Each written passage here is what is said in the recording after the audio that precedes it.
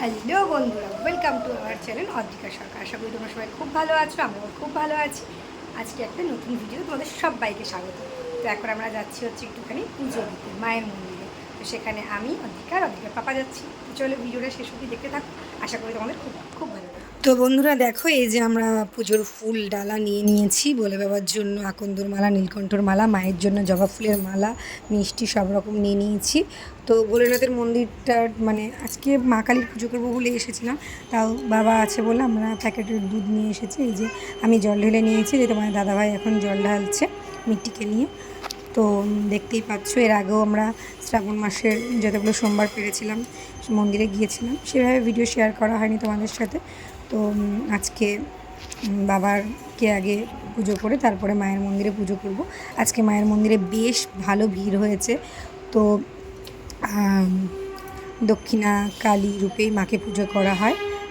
তো তোমরাও ভিডিওটা দেখো, আশা করি ভালো লাগবে।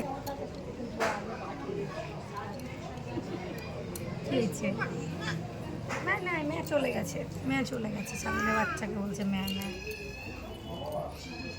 কই মেয়ে চলে গেছে।